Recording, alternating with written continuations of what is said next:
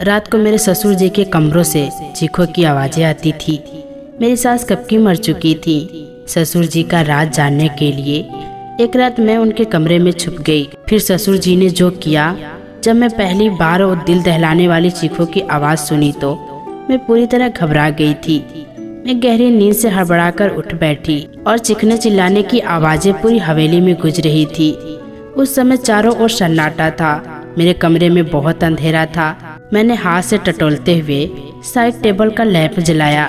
मैंने घड़ी की तरफ देखा तो रात के 12 बज रहे थे और चीख पुकार की आवाज़ें गूंज रही थी। मैं हैरान थी कि मेरी बगल में लेटे मेरे पति सुजीत अभी भी गहरी नींद में सोए हुए थे। इतनी शोर में उन्हें कैसे नींद आ सकती थी। कल ही तो मैं सुजीत की दुल्हन बनकर इस घर में आई थी। मेरी शादी बड़ी धूमधाम से सुजीत से हुई थी। मैं बहुत अमीर खानदान की बहू बनी थी। मेरा मायका भी अच्छा खासा अमीर था। मेरे ससुर जी बहुत देख रेख वाले इंसान थे। मैं उनके व्यवहार को अच्छी तरह से जानती थी। मेरी सुजीत से लव मैरिज की शादी थी। हमने एक दूसरे को शादी के लिए पसंद किया था और वहीं से हमारी फोन पर बातें होना शुरू हो गई थी। हम दोनों ही अमीर खानदान से थे, इसीलिए किसी को भी इस रिश्ते पर ऐतराज नहीं हुआ। मेरी शादी की पहली रात थी और उसी दिन मैंने चीखें सुनी थी। एक लड़की की चीखों की आवाज़ थी, जैसे वो अपनी मदद के लिए किसी को पुकार रही हो। पहले तो मैंने सोचा कि कमरे से बाहर जाकर देखूं कि आवाज़ें किसकी है और कौन है जो इस वक्त इस तेज तरह से चिल्ला रहा है, जो इस वक्त इस तरह तेज आवाज़ से चिल्ला रहा है। लेकिन मैं एक दिन की दुल्हन थी, यूं कैसे मुंह उठाकर कमरे से बाहर निकल सकती हूँ। आधा घंटा यह आवाज़ गूंजती रही, फिर उसके बाद शांति छा गई। मुझे सुजीत की नींद देखकर हैरत हो रही थी। वो इतने शोर में कैसे सो सकते थे। लेकिन कुछ देर बाद आवाज़ आनी ऐसे बंद हो गई थी जैसे कभी शोर हुआ ही ना हो। मैं दोबारा से लेट गई और अब मेरी आंखों से नींद कोसों दूर जा चुकी थी। मेरा दिमाग बार बार उस चिल्लाने वाली लड़की की तरफ जा रहा था। कौन थी वो और वो ऐसे क्यों चिल्ला रही थी और उसकी आवाज़ पर सब लोग क्यों खामोश थे। फिर मुझे कुछ डर सा महसूस होने लगा, क्योंकि जहाँ यह हवेली बनी हुई थी वहाँ आसपास केवल जंगल थे। गांव तो 3-4 मील की दूरी पर था। मैं कुछ दिनों के लिए गांव आई थी क्योंकि मुझे रहना शहर में था। शादी से पहले मेरी यह बात तय हुई थी और शहर में भी इन लोगों का बंगला बहुत खूबसूरत बना हुआ था और हवेली तो इतनी बड़ी थी कि न जाने कितने कमरे बने हुए थे यहाँ पर। यहाँ का बगीचा बहुत बड़ा बना हुआ था। मुझे तो इस हवेली में घुसते ही किसी महल जैसा लगने लगा था। मैंने बस थोड़ी सी नज़र डाली थी, लेकिन यहाँ की अमीरी देखकर मेरी आंखें चौंधिया सी गई थी। मेरा कमरा फूलों और कैंडल से सजाया गया था। मैं खुद पर जितना भी गुरूर करती उतना ही कम था। हम दोनों को देखकर सब दिया बाती की जोड़ी कहते थे, मगर आज की रात जो कुछ मैंने सुना था, मेरे दिमाग ने काम करना बंद कर दिया था। न जाने कब सोचते सोचते मैं फिर से नींद की वादियों में खो चुकी थी। सुबह सुजीत प्यारी सी मुस्कान लिए मुझे जगा रहे थे। कहने लगे, उठ जाइए मैडम, यहाँ दिल्ली नहीं है जो आराम से चादर तानकर सोई रहेंगी। मैंने धीरे धीरे आंखें खोली तो वो उठ चुका था। सुजीत बिस्तर से उठकर अपने कपड़े निकाल रहे थे। मुझसे कहने लगे कि तुम्हारा सामान ड्रेसिंग रूम में पड़ा हुआ है, वहीं पहनना है। वो मुझसे कहकर वॉशरूम में चले गए। मैं बेड से उठकर बैठ गई। पहले तो मुझे ऐसा लगा कि रात वाली बात शायद कोई मेरा वहम था। मैं वही बात सोचते सोचते ड्रेसिंग रूम में चली गई, जो मेरे ही कमरे में बना हुआ था। इतना भारी भरकम जोड़ा देखकर मेरी आंखें फटी की फटी रह गई। मैंने फ्रेश होने के बाद बहुत ही मुश्किल से उन कपड़ों को पहना था। सुजीत कमरे से जा चुके थे तो कुछ लड़कियां मुझसे पूछकर मेरे कमरे में आ गईं और मुझे जेवरात पहनाने लगी, तैयार करने लगी। जब मैं आज सज धज कर बाहर आई तो मेरे ससुर जी सामने कुर्सी पर बैठे थे। उन्होंने मुझे देखा और मुस्कुराने लगे। फिर मेरे पास आए और मुझ पर हजारों की नोटों की बारिश करके मेरा स्वागत किया।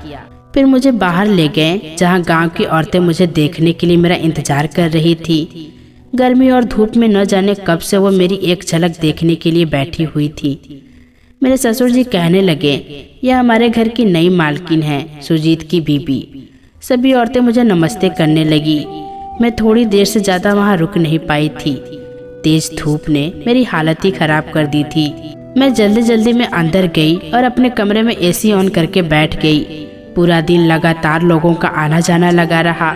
सुजीत से मेरी मुलाकात बस रात को ही हुई थी, वरना वो पूरा दिन मर्दों के साथ ही रहे। गांव में कुछ और ही रस्मों रिवाज होते थे। पति पत्नी आपस में कम वक्त और दूसरों के साथ ज्यादा वक्त गुजारते हैं।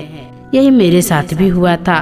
रात तक मैं थकान से चूर हो चुकी थी, इसीलिए लेटते ही मुझे नींद आ गई और सुजीत मुझे कहने लगा कि गांव के माहौल से तुम परेशान हो गई हो। वो मुझे प्यार से देखने लगा। फिर मैंने आंखें खोली और थोड़ा सा मुस्कुरा दी। मैंने कहा, सुजीत बस जल्दी से दिल्ली वापस जाने का सोचो, मुझे ऐसे माहौल की आदत नहीं है।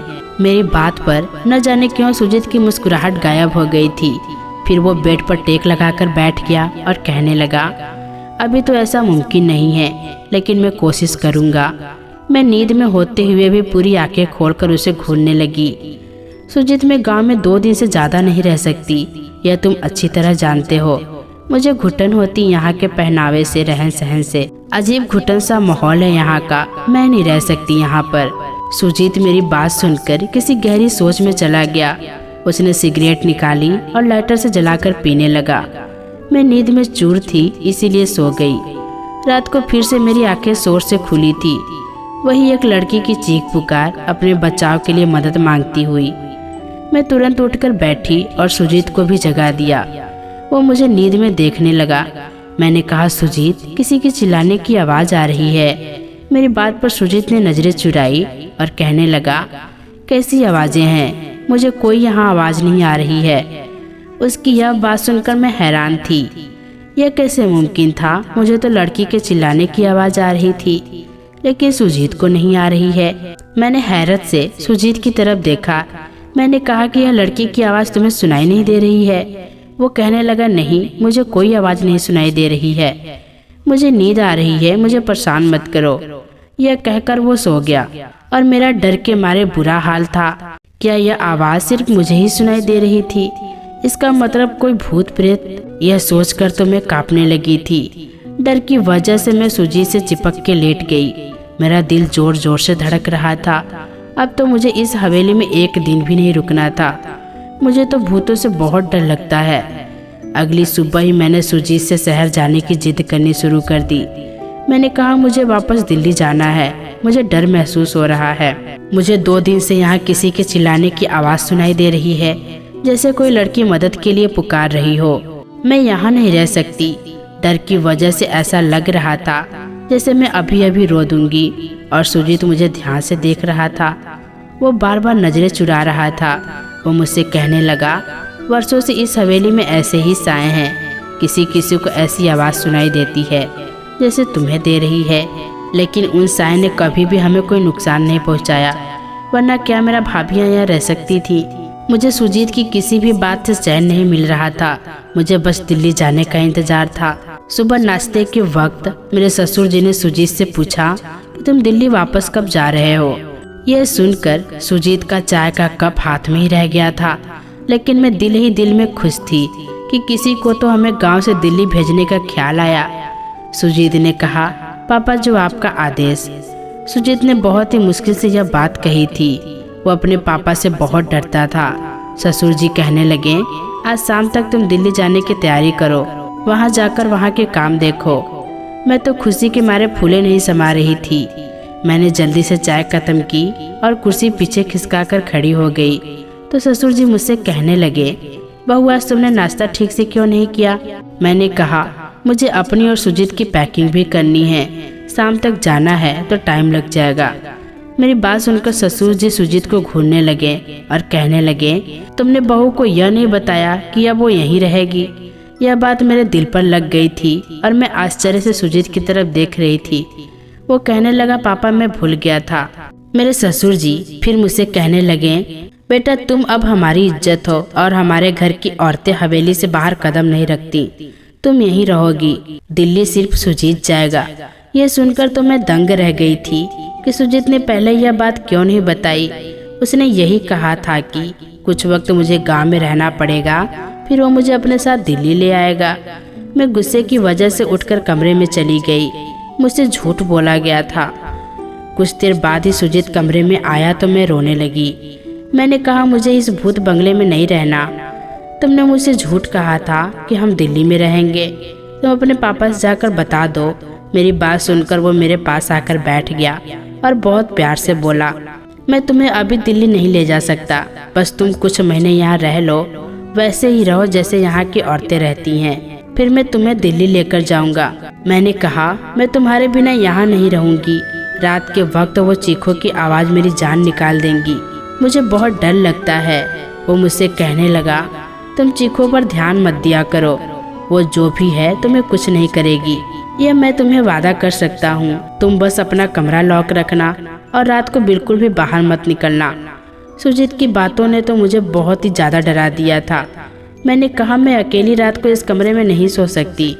सुजीत कुछ देर तक सोचता रहा, फिर कहने लगा कि ठीक है, मैं पापा से कहकर एक नौकरानी का इंतजाम करवा दूंगा, वो तुम्हारे साथ इस कमरे में सो जाया करेगी। लेकिन तुम बस यह कोशिश करना कि पापा को तुमसे कोई शिकायत ना हो। मैंने इस बात पर सर हिला दिया। सुजीत शाम को दिल्ली के लिए निकल चुका था और मैं अकेली रह गई थी। रात को मेरे साथ एक नौकरानी मेरे कमरे में सोने लगी थी। वो जमीन पर अपना बिस्तर बिछाती थी और लेट जाती थी। रात को जब चीखों की आवाज़ जाती तो मेरी आंखें खुल जाती। मैंने महसूस किया था कि जिस वक्त चीखों की आवाज़ आती है वो नौकरानी भी करवटें बदलती रहती है। मुझे यह शक होने लगा था कि शायद वो आवाज़ वो भी सुन सकती है। कई बार मैंने उस नौकरानी से चीखों की आवाज़ के बारे में पूछा तो उसके चेहरे का रंग उड़ जाता और वो डर जाती थी। फिर ना में सर हिलाने लगती और कहने लगती, मैंने ऐसा कोई आवाज़ नहीं सुनी। मैंने उसके डर से यह तो अंदाज़ा लगा लिया था कि कहानी कुछ और ही है, इसीलिए उससे कहा कि मैं जानती हूँ, वो आज तुम्हें भी सुनाई देती है। मेरी बात सुनकर वो मेरे सामने हाथ जोड़ने लगी और कहने लगी, इस बात का जिक्र हवेली में किसी से मत करना, वरना बहुत बुरा होगा। उस नौकरानी की बात सुनकर मुझे जानने की चाहत होने लगी थी कि आखिर मालूम तो हो कि यह सारा माजरा क्या है। मैंने रात को जब वो चीखों की आवाज़ सुनी तो यह ठान लिया कि सच्चाई क्या है इसका पता लगा कर ही रहूंगी, क्योंकि कहीं न कहीं मुझे यकीन हो चुका था कि यह सारा मामला भूत प्रेत का है। रात को चिल्लाने की आवाज़ सुनकर मैं उठ खड़ी हुई और दबे पांव अपने कमरे के दरवाजे के बाहर आ गई और धीरे से दरवाज़ा खोला।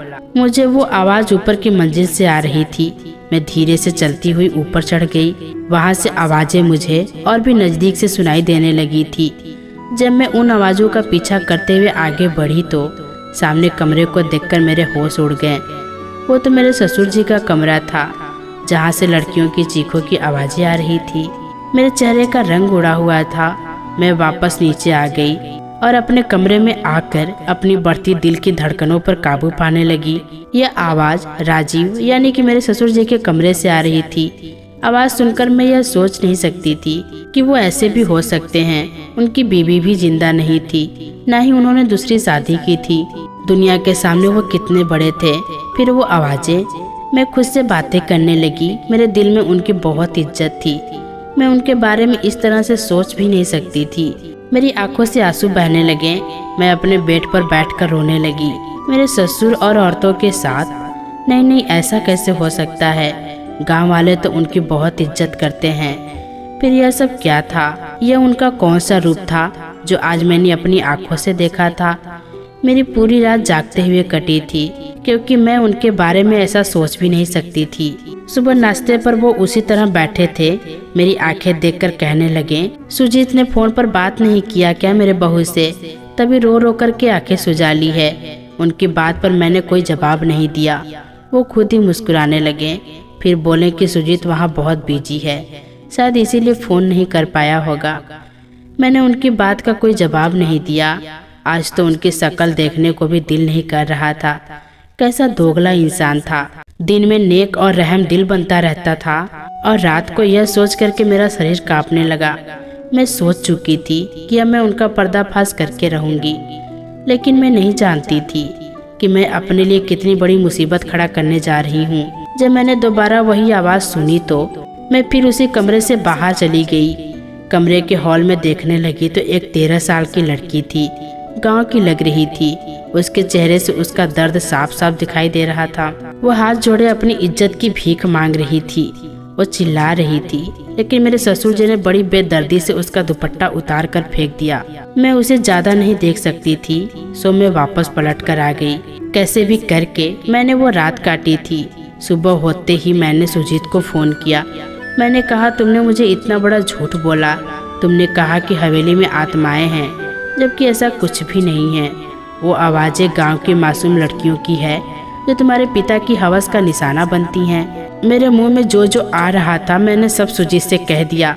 मेरी बात सुनकर वो गुस्से में आ गया और कहने लगा कि अपनी जुबान को बंद रखना, जैसे हवेली के सभी लोग रखते हैं, वरना तुम्हें मेरे बाप के ताकत का अंदाजा नहीं है। जान से मार डालेंगे वो तुम्हें। मैं सुजीत की बात सुनकर जितना हैरान होती उतना कम था। मतलब वो भी अपने बाप के बारे में यह सब पहले से ही जानता था और वो भी मिला हुआ था इस सब में। मैंने फोन बंद कर दिया। बुराई होता देखकर मैं ऐसे चुप नहीं रह सकती थी। मुझे बस एक सबूत चाहिए था, क्योंकि यहाँ कोई ऐसा नहीं था जो मेरे ससुर के खिलाफ एक लफ्ज भी बोले। इसीलिए मैंने रात होने से पहले ही बीमारी का बहाना बनाया और अपना कमरा लॉक करके अपने कमरे में बंद हो गई। मैं जानती थी कि राजीव ऊपर कब जाता है, इसीलिए अपनी पिछली खिड़की से बाहर निकली और पाइपलाइन के सहारे ऊपर की तरफ पहुंच गई। राजीव के कमरे के बाहर खिड़की उस वक्त खुली हुई थी। मैं उस वक्त खिड़की के जरिए उस कमरे में पहुंच गई और उस कमरे को किसी दुल्हे की तरह सजाया गया हुआ था। मैं उसी खिड़की के पास एक कोने में छिप गई। रात 12 बजे राजीव कमरे में आया और सामने सोफे पर बैठ गया। कुछ देर बाद उसका नौकर शराब की बोतल लेकर आया और सामने टेबल पर रख दिया। मैंने अपने मोबाइल का कैमरा ऑन कर दिया। कुछ देर बाद एक 15 साल की मासूम सी लड़की उस कमरे में आई। वो चिल्ला रही थी। वो बार बार कह रही थी कि उसे घर वालों के पास जाना है। वो नौकर उस लड़की को कमरे के अंदर ढकेलकर कमरा बंद करके चला गया। राजीव एकदम आराम से सोफे पर बैठा उस लड़की की बेबसी का तमाशा देख रहा था, जो कुछ ज्यादा रो रही थी, दरवाजा पीट रही थी अपने बचाव के लिए और मदद भी मांग रही थी, जिसकी चीखें पुकार हवेली की बेजान दीवारों में गूंज रही थी। वहाँ के लोग इस जुल्म पर बिल्कुल खामोश थे। वो लड़की जब दरवाजा बजा बजा कर थक गई तो राजीव के पास आकर हाथ जोड़ने लगी। कहने लगी, राजीव साहब मुझे छोड़ दो, मुझे जाने दो। मैं तुम्हारी बेटी की उम्र की हूँ, मुझ पर तरस खाओ। उसकी बात सुनकर मेरा ससुर गुस्से से उठा और उसके बाल पकड़कर कहर भरी नजरों से देखते हुए बोला, नीच जात की लड़की, तेरी इतनी हिम्मत कि तू मेरे सामने जुबान चलाए। तो तुम्हें मैं बताता हूँ कि मेरे सामने जुबान चलाने वालों का मैं क्या अंजाम करता हूँ। यह कहकर उसने उस लड़की को बड़ी जोर से जमीन पर पटका था, फिर उसकी गर्दन पर अपने पैर से मारने लगा। वो लड़की दर्द से बिलबिला उठी थी और मैं यह सब नहीं देख पा रही थी। न जाने कैसे मैंने खुद को काबू किया। मैं वहीं खड़ी यह सब देख रही थी। फिर मेरे ससुर ने उस लड़की को पकड़कर बिस्तर पर पटका और अपना सिगरेट जलाकर जैसे उसने लड़की के चेहरे पर लगाया, उस लड़की की चीख के साथ साथ मेरी भी चीख निकल गई। राजीव तुरंत ही वहाँ से पीछे हटा। मेरी चीख सुनकर वो समझ गया था कि कमरे में उस लड़की के अलावा भी कोई है। इससे पहले कि वो मुझे ढूंढता, मैं उस खिड़की से बाहर निकल गई, लेकिन शायद वो मुझे देख चुका था, क्योंकि मैं कोई प्रोफेशनल जासूस तो नहीं थी। एक आम सी लड़की थी। मैं जिस रास्ते से आई थी उसी रास्ते से नीचे उतर गई, लेकिन अपने कमरे के बजाय हवेली के पीछे चली गई। मैं वहीं जाकर छुप गई। मुझे पूरी हवेली में एक हलचल सी महसूस हुई थी। बहुत से कदमों की आवाजें सुनाई दी। मैं एक घने झाड़ी में छुप गई। बहुत से नौकर टार्च जलाकर मुझे ढूंढ रहे थे। मैं तो सांस लेना भी भूल गई थी। मुझे डर था कि अब मैं पकड़ी जाऊंगी। कुछ देर बाद नौकर वहां से चले गए। उनके जाते ही मैंने सुकून की सांस ली और एक बड़े से पेड़ पर चढ़ने लगी, जो इस हवेली की दीवार से चिपका हुआ था। उस पेड़ पर चढ़कर मैंने दीवार से दूसरी तरफ देखा तो एक घना जंगल था। मैं वहां कूद गई थी। मैं नहीं जानती थी कि मैं उस जंगल को पार करने के बाद कहां पहुंच जाऊंगी, लेकिन मैं लगातार भाग रही थी। सुबह तक मैं भागती रही। जैसी हल्की हल्की सी रोशनी हुई, मैं सड़क पर पहुंच चुकी थी। उसी वक्त एक बस दिल्ली जाने के लिए वहां से गुजर रही थी। मैं उस बस में बैठ गई। पूरे रास्ते भर मैंने अपना चेहरा दुपट्टे से छुपाए रखा। दिल्ली पहुंचते ही मैंने अपने पापा के दोस्त, जो कि IPS ऑफिसर थे, उन्हें यह वीडियो दिखा दी। मेरी वजह से उस गांव के इस घिनौने खेल का किस्सा खत्म हुआ था और राजीव के साथ साथ सुजीत भी पकड़ा गया था। वो लोग गांव की कम उम्र के लड़कियों के साथ गलत करके उसे दूसरे देश भेजते थे और कुछ को मार देते थे, और मेरे पति दिल्ली में वही काम करते थे, इसीलिए मुझे अपने साथ लेकर नहीं गए थे। मैंने अब सुजीत से तलाक ले लिया था क्योंकि मैं ऐसे शख्स के साथ ज़िंदगी नहीं गुजार सकती थी। मुझे खुशी थी कि मेरी वजह से बहुत सी लड़कियां की जान बच गई। तो दोस्तों, कैसी लगी ये कहानी कमेंट बॉक्स में ज़रूर बताइएगा। फिर मिलेंगे दोस्तों अगली वीडियो के साथ। तब तक के लिए अपना ख्याल रखना।